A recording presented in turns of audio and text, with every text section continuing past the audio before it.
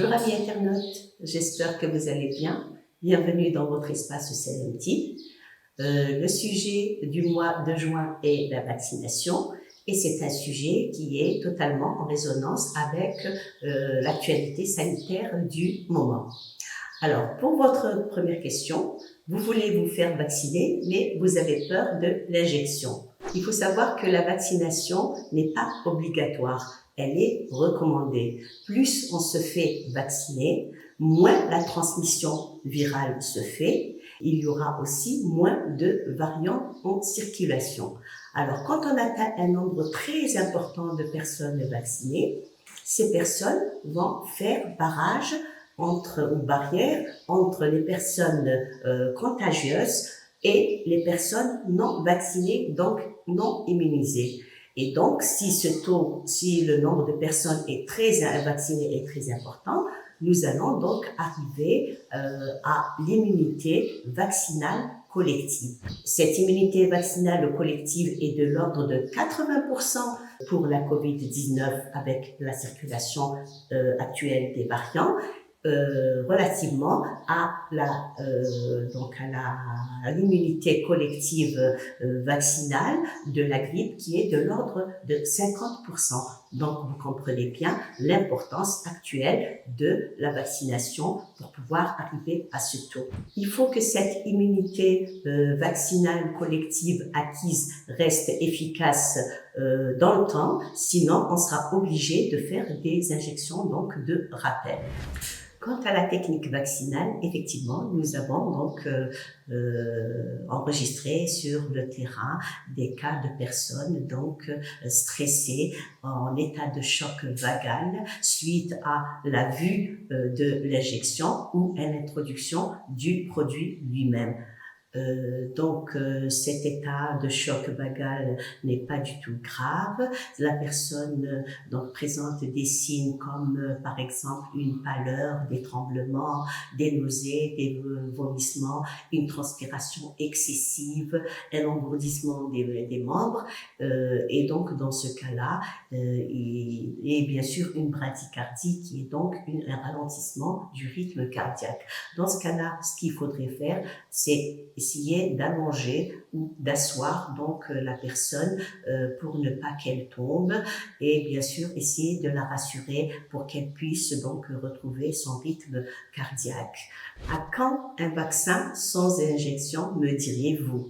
Actuellement, il n'existe aucun vaccin qui puisse être administré sans injection, mais pour vous rassurer, il y a donc des études, des essais en laboratoire qui sont donc prometteurs. Donc on attend. Pour la deuxième question, et qui n'est pas des moindres, quelle est donc l'efficacité des vaccins disponibles actuellement en Algérie? Alors, il faut savoir d'abord qu'une efficacité d'un vaccin, donc exprimée en pourcentage, est donc la capacité d'un vaccin à protéger contre les formes symptomatiques, les formes sévères et aussi les complications. Ce taux d'efficacité est évalué en général en phase 3 d'un essai clinique. Et aussi, ce taux d'efficacité peut varier en fonction de plusieurs paramètres, dont donc l'âge, les conditions de vaccination, etc. Et il peut aussi varier en fonction de la présence ou pas de nouvelles souches, donc de variants dans le temps. Alors, il faut savoir que plus on vaccine, et moins il y a de virus en circulation, et donc moins d'apparition de variants. Alors, pour les vaccins importés par l'Algérie, nous avons d'abord deux catégories de vaccins. Nous avons les vaccins issus de technologies donc classiques.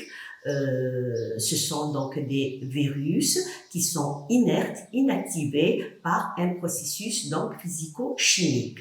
Nous avons donc le fameux vaccin chinois Sinopharm Pékin, dont le taux d'efficacité a été évalué donc par le laboratoire fabricant ans.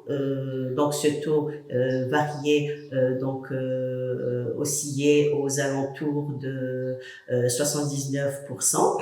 Cependant, ce taux a été réévalué et actuellement, il est plutôt en cours d'évaluation. Nous n'avons pas encore un taux fixe. Il y a aussi le vaccin Sinovac qui est donc actuellement disponible en Algérie et son taux d'efficacité est évalué à 50%. Quant aux deux autres vaccins donc qui utilisent les nouvelles technologies, ce sont l'AstraZeneca et le Sputnik et qui sont donc importés par l'Algérie. Alors, ce sont donc des vaccins viraux vectorisés qui utilisent donc des adénovirus de chimpanzé pour l'AstraZeneca, donc c'est le ChAdOx1, et pour le Sputnik version classique, donc il utilise les adénovirus humains qui sont donc le AD26 et le AD5. Selon la revue britannique, la prestigieuse revue britannique The Lancet, ce groupe d'experts de la revue Lancet a évalué le taux d'efficacité du vaccin AstraZeneca à 70% et à hauteur de 91,6% pour le Sputnik version classique. Quant au nouveau Sputnik Light en monodose, son taux d'efficacité a été évalué par le fonds d'investissement direct russe à hauteur de 79,4%. Et bien sûr, ces taux d'efficacité peuvent varier en fonction de la circulation des variants. Pour la troisième question, votre grand-père est hypertendu, diabétique et dialysé. Il s'est fait vacciner. Est-ce qu'il doit continuer à se protéger? Alors, il faut savoir que la vaccination protège contre les formes symptomatiques de la COVID-19, contre donc aussi la sévérité et la complication de cette maladie.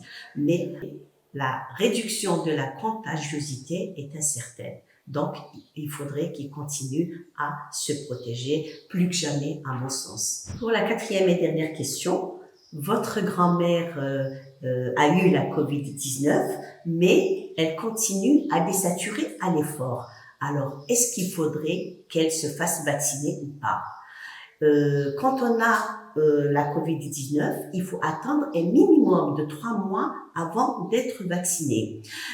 Cependant, le cas de votre grand-mère qui continue à présenter certains signes, comme donc la désaturation à l'effort, dans ce cas-là, la vaccination n'est pas actuellement indiquée dans son cas. Voilà, chers amis internautes, nous arrivons à la fin de notre rubrique CLMT.